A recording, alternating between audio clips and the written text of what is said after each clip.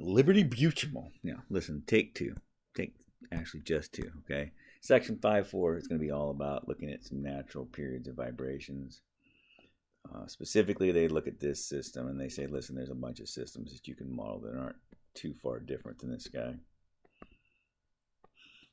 Oops, I think they stopped with 3 masses. And they have these 3 masses that are hooked with springs, and there's a wall and a wall. Okay, and of course, there's some, right now, the spring length is at equilibrium, so there's some x value here that's right off the bat is 0, because it's not stretched, and then it's gonna, if it goes this way, it's gonna expand, and then it's gonna contract, and vice versa. Same thing with x2, x3, and then x4. No, although in this particular case, we're not going to look at x4. We're only going to look at the first 3 cases, and you'll see why, I hope. So each of these springs has a spring constant. You'll recall that the force of a spring via Hooke's law is F equals negative kx. That is, it's going to always be restoring it back to where it came from. You stretch it, it'll want to come back. Expand, if you expand it, it'll want to contract. It's always opposite of the direction of the movement. Okay, so, and then of course we recall that F is also equal to MA. So what we end up with is that to have this situation work out, we're going to have MA is equal to KX. Now you're like, well, which X? Exactly, friend, exactly.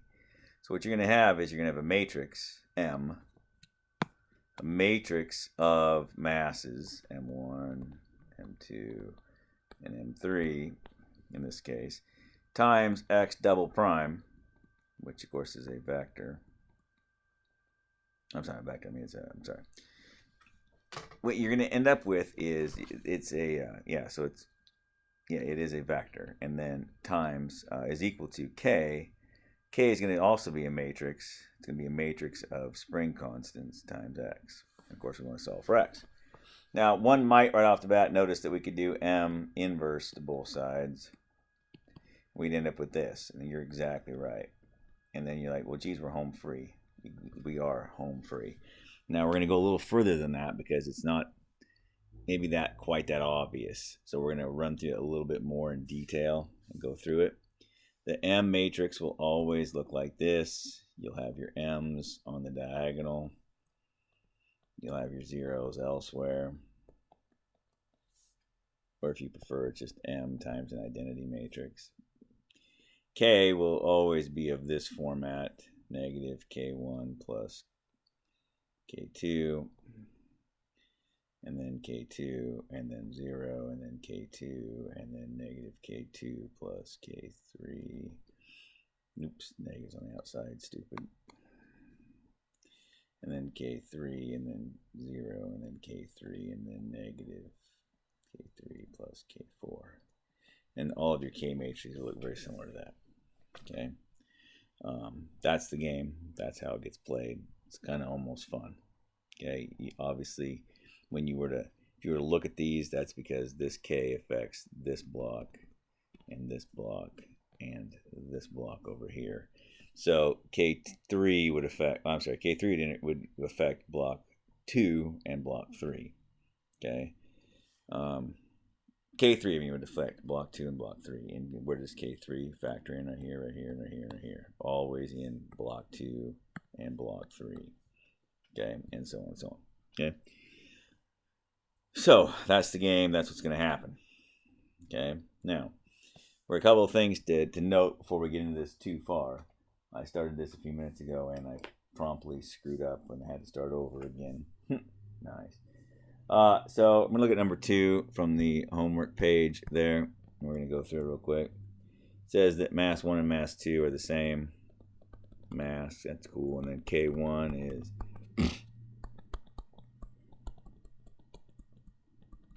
okay.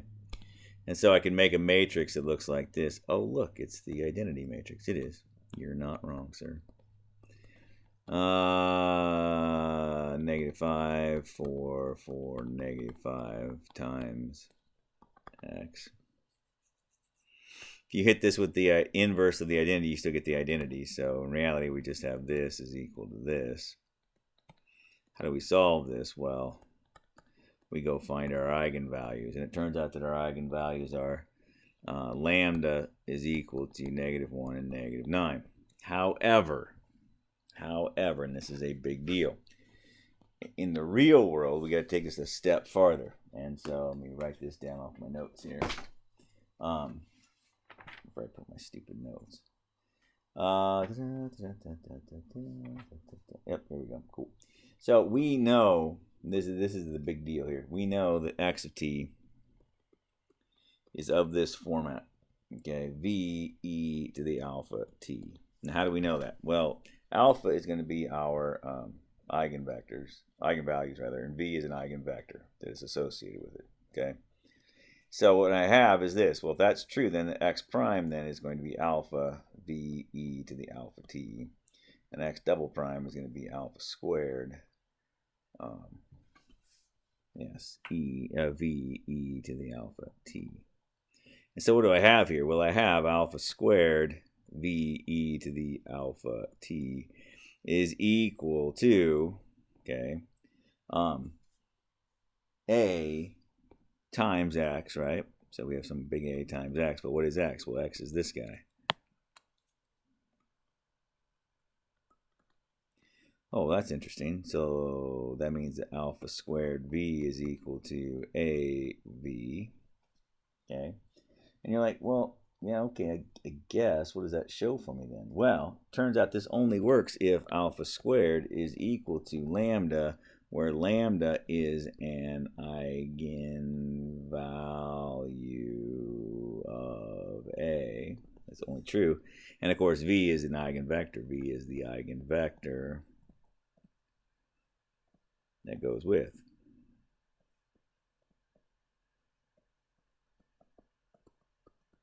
Okay? So you're like, okay, well, I guess, what does that mean for me? Well, it means this. It means this. When we solve this, and there's one more little thing I want to mention here. This is equal to negative omega squared. What do I mean by that? What I mean by that is this. We are going to find omega. Omega is the period of oscillation. So we know we are going to get something that looks like this. For lambda to equal this value here, which is going to end up being negative in a second, we're going to end up with imaginary eigenvalue, pure imaginaries, which means my format will be of the form cosine of omega t, we're going to call it, plus sine omega t. All of our formulas will be of this format. Why? They will be of this format because we know going in, of course, things are going to oscillate. You have to have this, okay? In the absence of friction, this is exactly what it's going to look like, right? And we're going to multiply this by some vector v, okay? The v that matches with this guy. And then, of course, we'll add to that a different solution. We'll have a different omega times a different v, okay? So that's how we're going to go about this every single time. Now, on the particular one in question we just did, have we solved it yet? No, I don't think we solved it yet. Where did it go? It's up here somewhere. Oh, there they are, right there. So look at this. This means that my omega is equal to 1 and 3. Excellent. And while I'm here, I went ahead and found the eigenvectors too. So it's 1, 1 and negative 1, 1.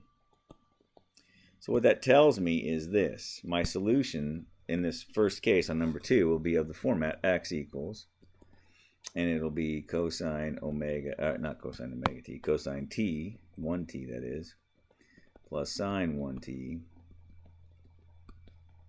times 1, 1, plus cosine of 3t plus sine 3t negative 1, 1. Or if you prefer, x1, x2.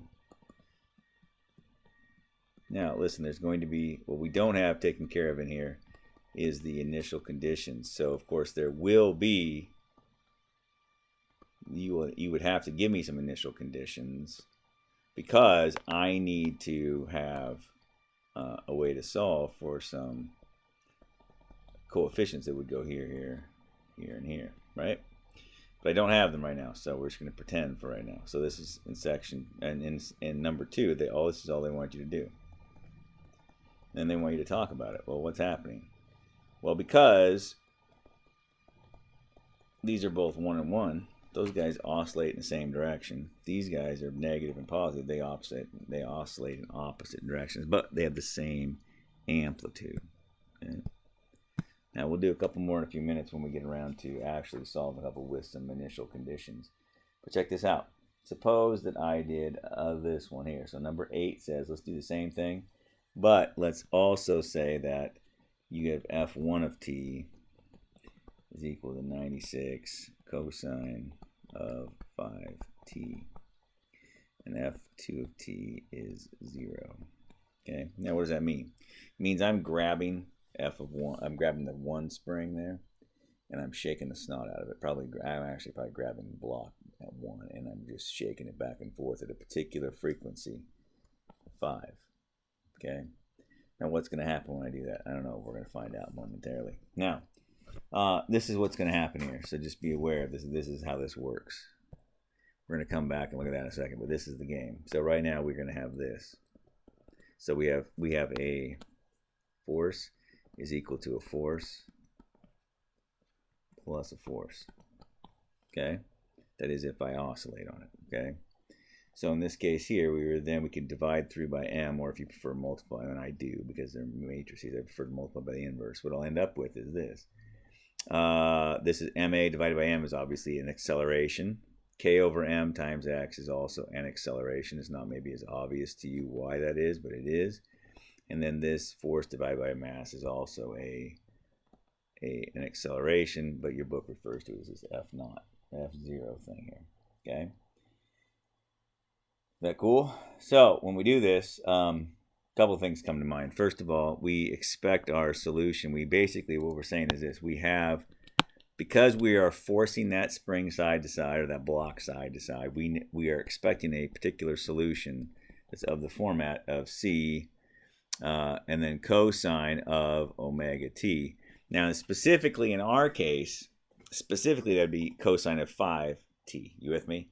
But in general, that's what we're looking for. Now you're thinking, well, that's cool. Well, what about, in this case, all we need is the second derivative. What would the second derivative of this guy be? Well, it would be negative omega squared c cosine omega t. Right? Can everyone see that? So if we were to substitute this in, what we'd end up with is negative omega squared c cosine omega t is equal to x, which is c cosine omega t, plus, and then f naught right there by definition is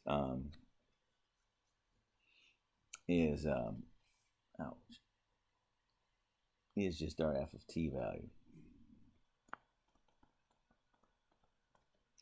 And so the idea is that you would plug it in, but with the initial conditions that we have in there. Okay, so in our particular case, you're going to see what that means just in a few minutes. Okay, so we'll get done with that. So like our problem was 96 and 0. Okay, and of course this would be we are solving this part of the equation for the we're solving this particular part of the equation for the particular solution piece. Okay, so understand the particular solution piece is very similar to back when we did particular solutions in chapter 3, and we said this, we set it in and we solved for the coefficients for the particular solution piece. That's exactly what we're doing right here. Okay, so this right now we're working on just the particular solution of this. Notice that means that these omegas are all the same, which means that I have this equals c. Oops, there's an a in there somewhere, stupid. Oh yeah, I dropped my a's right there. See it? It's still there. AC plus f naught. So if you do this, if you're playing along at home, if you do this, you'll get AC plus omega squared c, which of course could be rewritten as c plus omega squared, a plus omega squared. Now you're like, wait, but I thought omega squared is just a value. It is, and this is a matrix. It is. That's why we're going to introduce the concept right there of a matrix. Okay, and the same thing is going to be said for right here as well. Okay, Okay, we good? Cool. You're like, okay, I guess. How is that helpful? You'll see. You'll see. So what this is, it really is a systems of equations right now. Okay, we're going to have your A matrix plus another matrix with just these guys written on it. So it's going to end up looking like this: omega squared plus whatever was in your A matrix plus your, then there's your A matrix, omega squared plus your whatever's in your A matrix.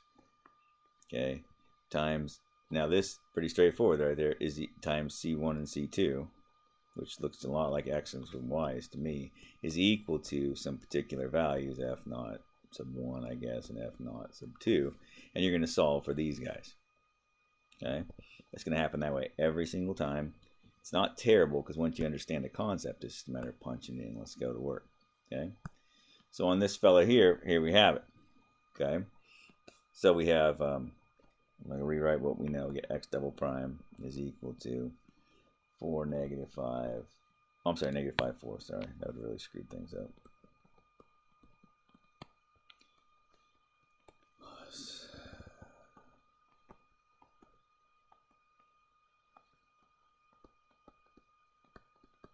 So we anticipate we're going to get C cosine 5t, right, for our particular solution. Does that make sense? Okay.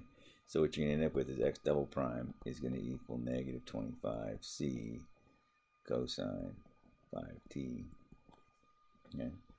So if I do this and I substitute that in, I'm going to get that right there.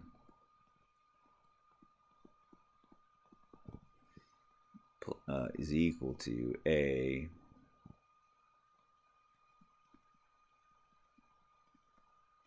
times x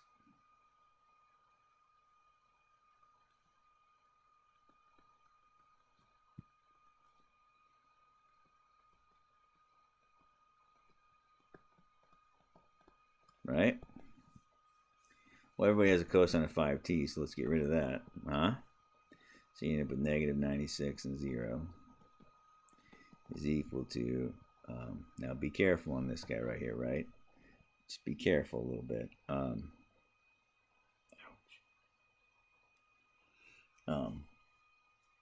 This is negative omega squared right here, right? Okay, so there's going to be an I right there. So what's going to end up happening? You're going to have negative 5, 4, 4, negative 5. When I do that, I'm going to end up with 25.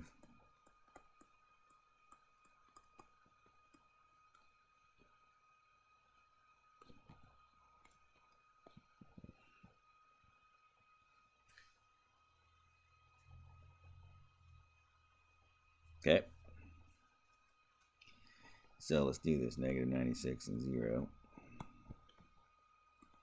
It's going to be 20, 4, 4, 20. So C1 and C2 in essence, if you will. So let's just do this, alright? So how to solve this? So a bunch of ways you could do it, but I prefer, since it's already in this format, I'm just going to use the matrix equation.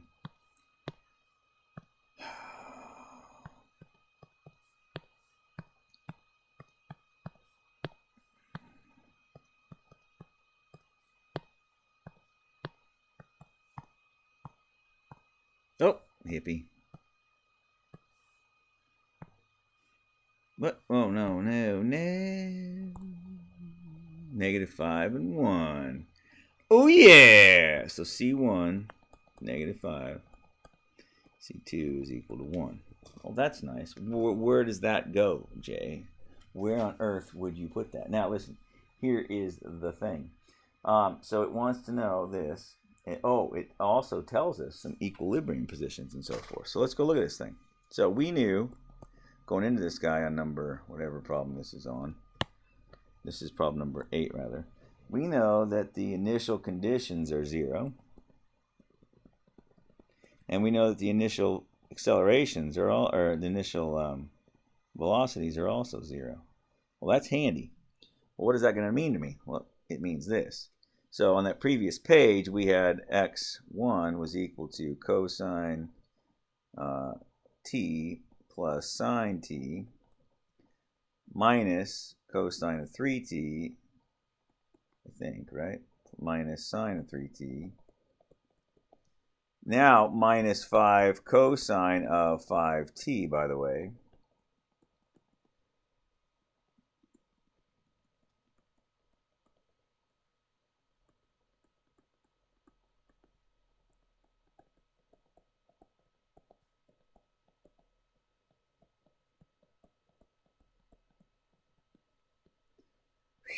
And you're like, okay, well, Jay, well, what's going on now? Oh, well, check it out, friend.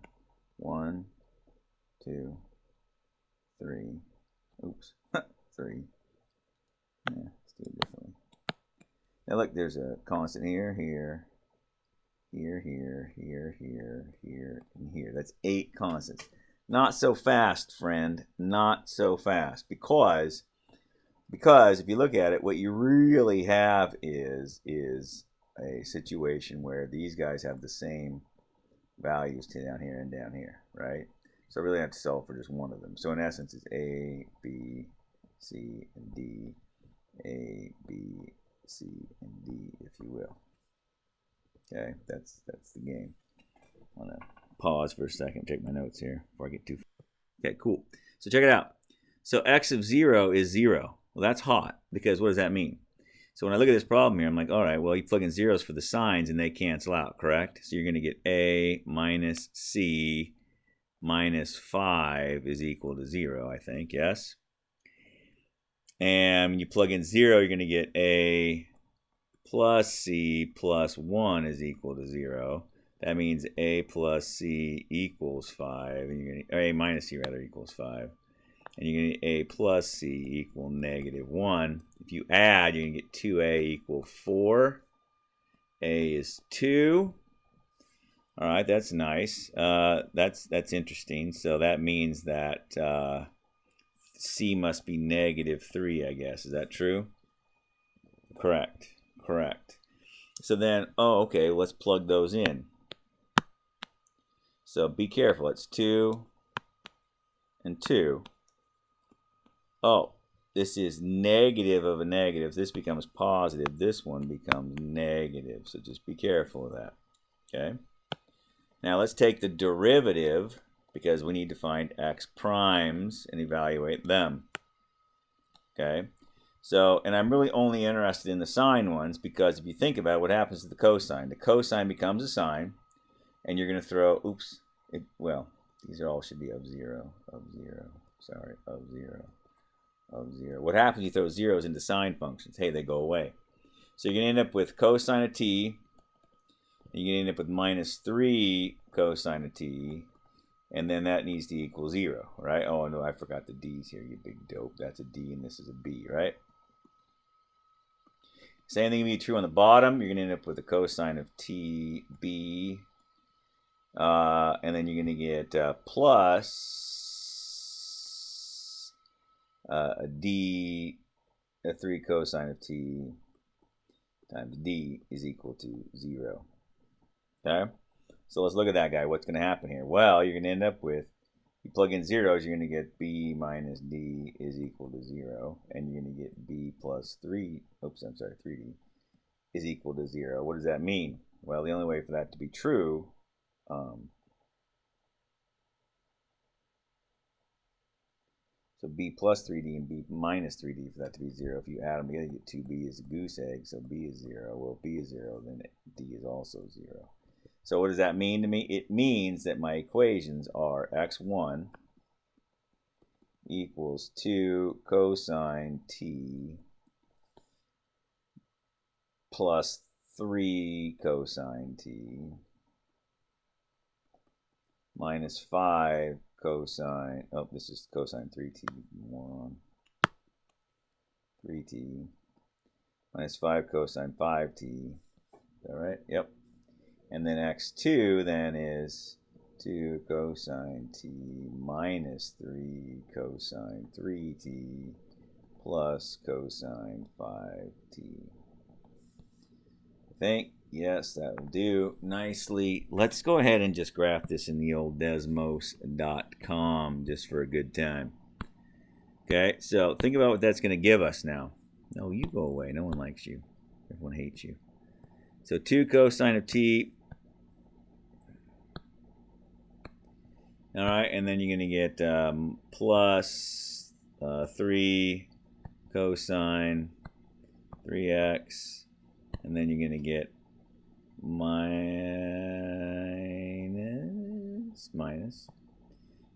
5 cosine 5x. Oh, that's beautiful. Beautiful, friends. Look at that right there. At 0, what do you see?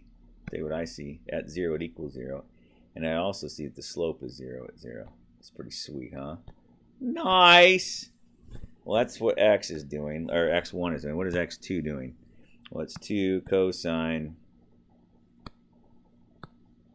x, and then it's going to be minus 3 cosine 3x, and then it's going to be plus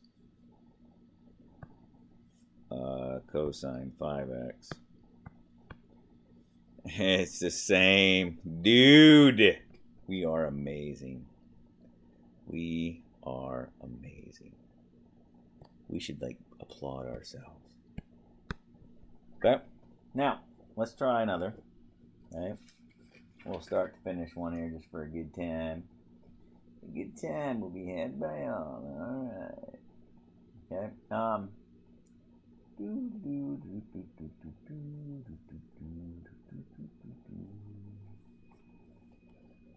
excuse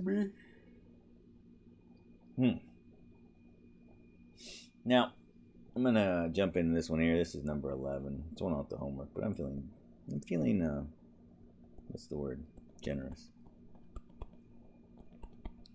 Yeah, and this is a spring, and it's a spring setup again. The same thing. You're like, why are there x's and y's? Dude, it's the exact same thing. It's the exact same thing. Exactly the same thing if you had two masses and different spring setups put together. Because if you just let x equal x1 and x2 equal y, or y equal x2, I guess. It's the exact same premise. You with me? Same premise.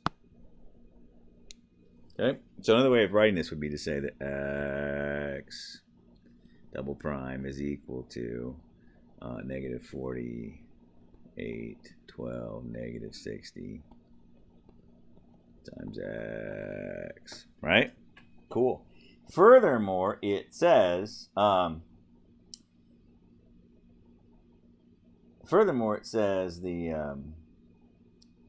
x naught is 19. Oops, x naught is 19. X prime naught is 12. Y naught is y naught is 3. Y prime naught is 6. Beautiful. Let's go have some fun, huh? So I need to find some eigenvectors and eigenvalues and so forth. So negative 40, comma 8, and then 12, comma negative 60. Oops.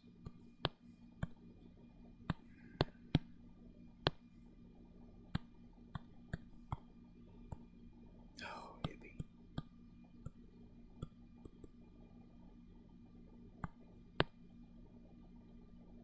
What?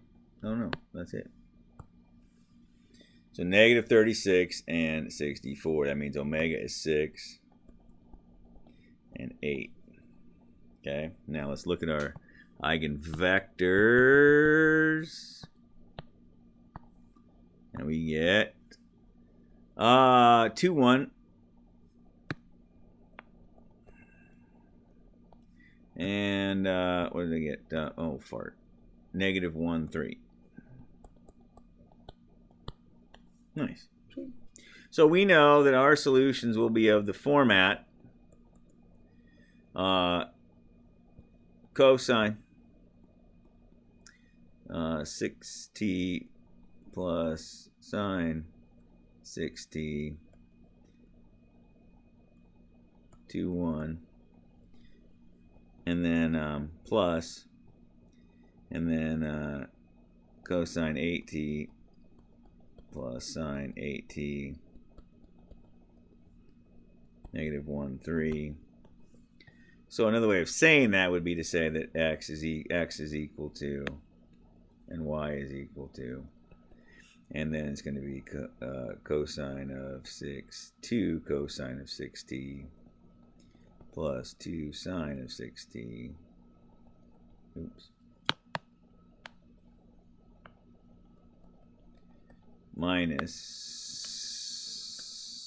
cosine of 8t minus sine of 8t. And then it's going to be cosine of 6t plus sine of 6t plus 3 cosine 8t plus 3 sine 8t. Good grief. Now, remember, there's only four initial conditions, so there can only be 4 constants. That makes sense? And there's 8 constants, but this is 2a and that's 1a. So if you solve for a and then just times it by 2, and that's the idea there. So if you come down here and look at it, you know that x of 0 is 19. So that means 2a minus c is equal to 19. Awesome. Furthermore, you know that a plus 3c is equal to 3. All right, let's do it, huh? Let's times by 2 just for fun, huh? So 2a minus c equal 19. 2a plus 6c is equal to 6. If you subtract, you're going to get negative 7c. Is that right? Yes, that's disgusting. Is equal to 13. That's kind of gross. So c is equal to negative 13/7. It looks a little funny for a book problem, so I'm going to look it up. And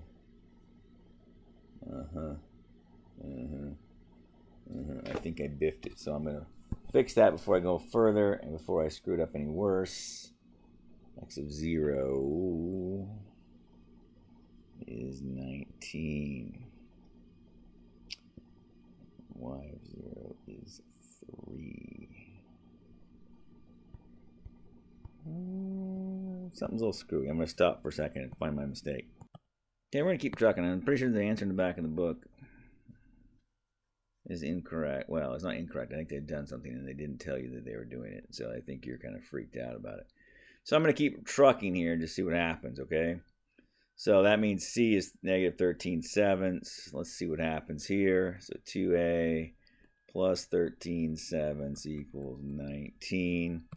Bear with me on this. I feel like it's correct. So I'm going to try it, see what happens here.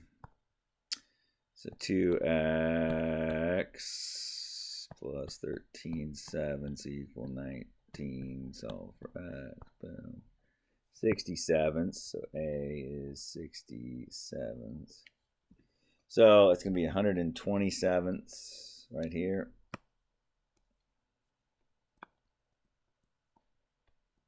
Okay. And then this is plus 13/7. That'd be minus 13/7. And then, of course, 67.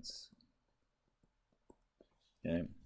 All right, let's take the derivative. Again, we'll only concern ourselves with the sine portions because the cosines will go to sines and they'll go to 0. So this is going to be 12, negative, it's going to be 12 cosine 6t times b.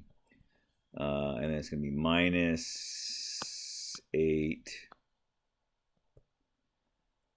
cosine 8t times d, and that needs to equal, what did I say it had to equal?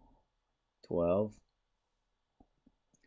And then on the bottom, you're going to have 6 cosine 6tb plus 24 cosine 8td equals 6, and of course that's not technically true. That's just, yeah, it should be 12b minus 8d equals 12, and 6b plus 24d equals 6. I guess this times 2. So 12 minus 12 is 0. That's hot. So the negative 8 minus 48 is negative 40. And then you're going to have 12. Well, that's handy.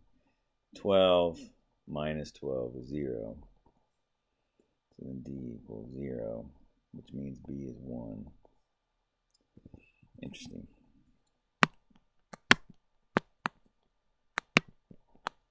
Here, you go away. No one wants your stupid sticky notes. I didn't ask you for that. Oh, for God's sakes, I didn't want that. Go. Yes, go away. I don't want sticky notes. All right, D is 0.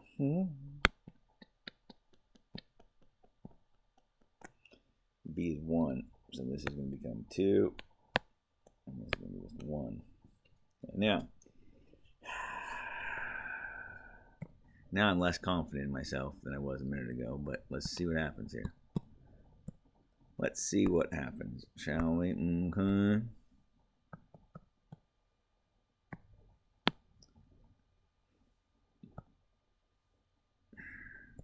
Quit popping up.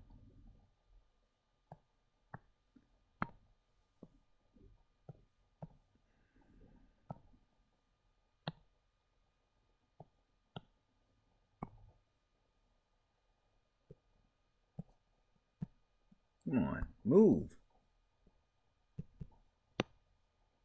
13 seconds. Oh, shit. Darn it.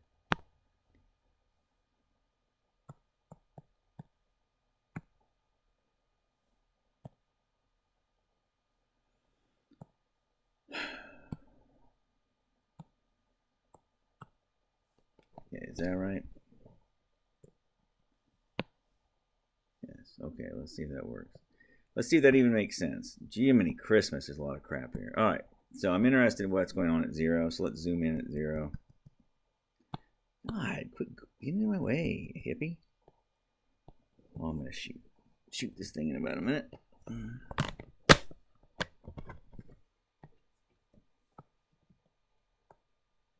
At 0,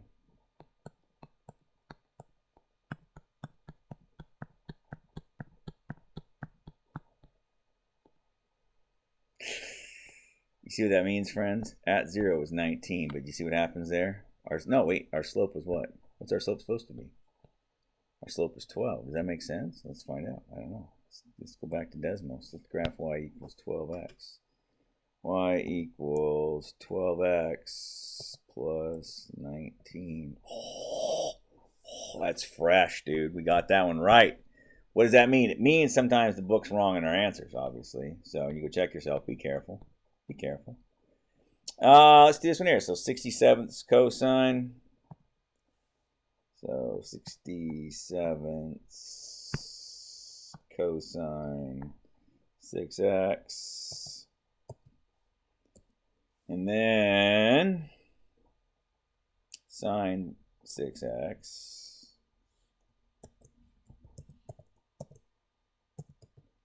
Oh, what the Sam Hill just happened there? No. And then, what's the last one? Minus 13/7. Stop it. Minus 13/7 cosine of 8x. Boom. I feel like, are we done? All right, so let's zoom out and go see what that one is, right? So that's the purple one. The purple one is way down here. Oh, looky there, friend. Where are we at? Ooh.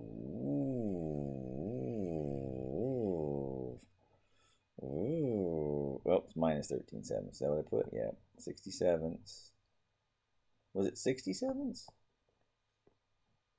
Yep, 67ths. Plus sine, minus 13/7. So you can see we're off right there, yeah? What were we supposed to be? We were supposed to be at y of 0 was supposed to be 3. Hmm. Hmm. Hmm.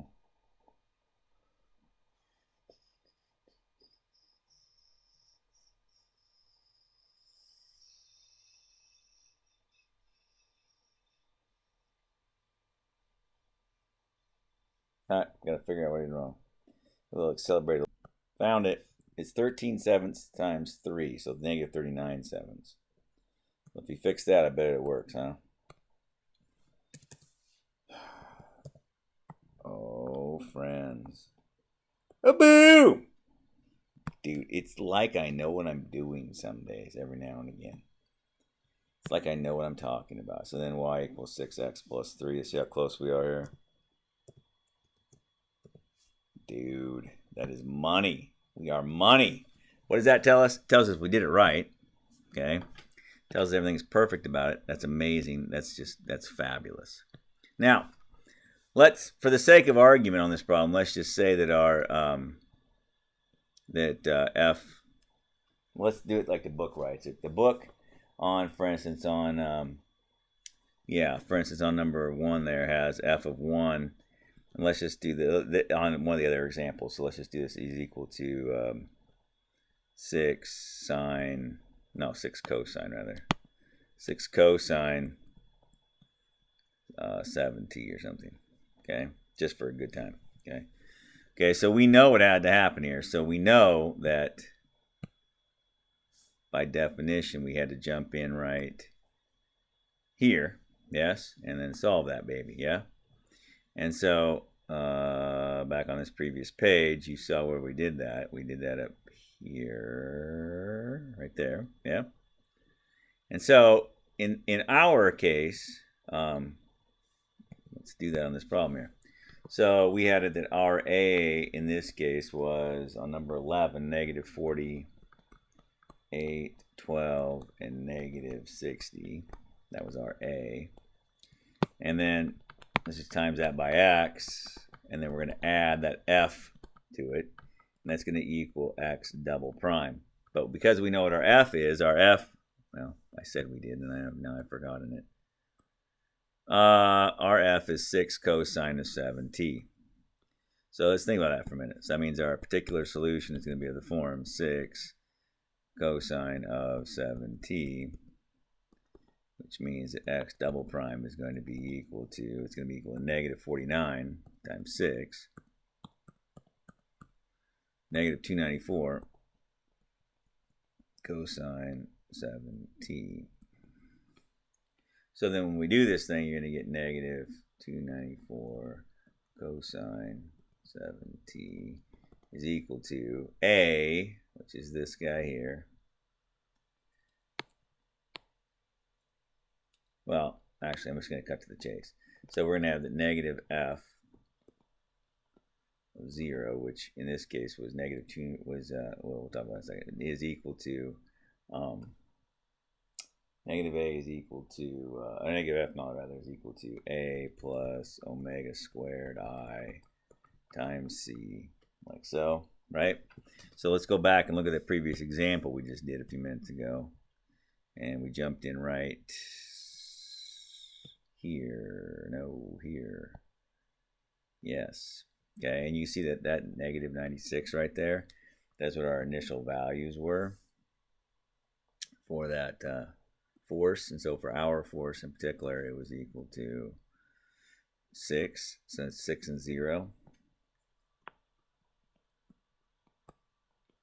Okay, so it's the opposite of those guys, is equal to, and then it's A plus omega squared. So our A in this problem was negative 40, so it's going to be negative 40 plus omega squared.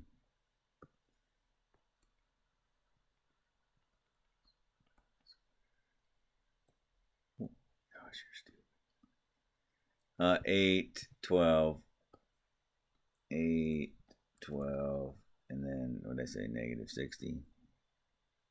Negative 60. There you go. Okay. Times C1 and C2. Right? Right. Right. Right.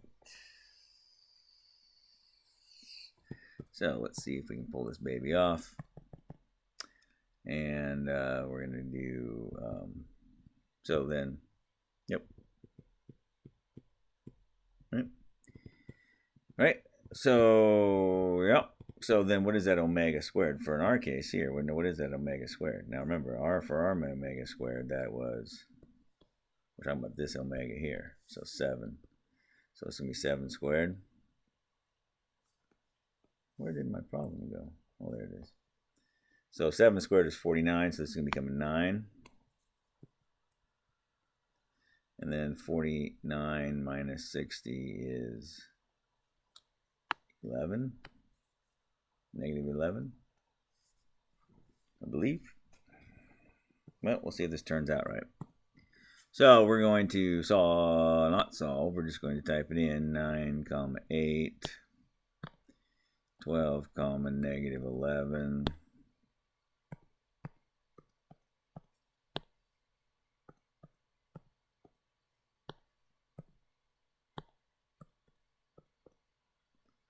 Uh-oh, what did it didn't like? Oh, what are you doing? What the hell are you doing?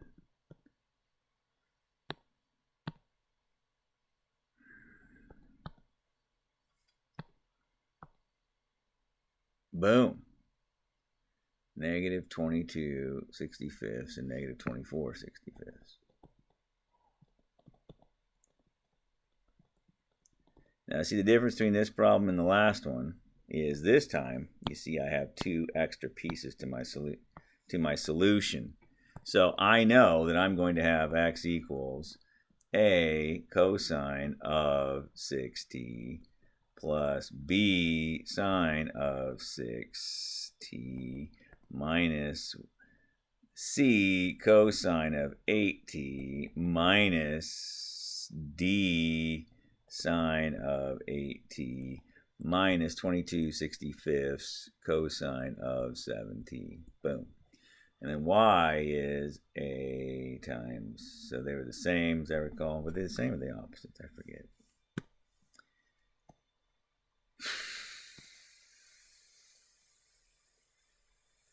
Oh, it was 2 times on the top row, you big dope.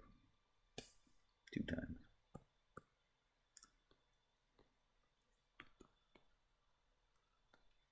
Yep.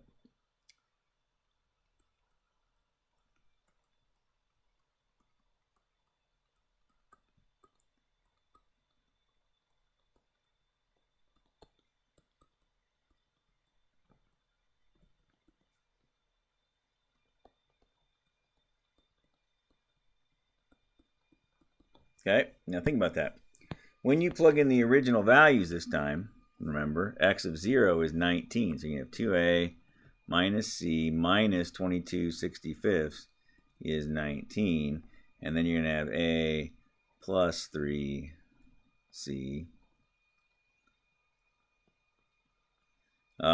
minus 24 25ths is equal to 3. And now you can get different a's and c's. Plug those in. Obviously, you take the derivatives. Again, the derivative is only going to be about b's and d's because the cosines will all turn to sines and then they'll all go away. So not a whole lot of difference between the two. You understand whether we're forcing them or not. Not a big deal. When I'm forcing them, I'm going to have to do this extra step to find a particular solution. Okay, that's it. I don't really think I need to do another one of those or finish it, really. You can finish from there. The rest of it is quite straightforward at that point. Okay? Now,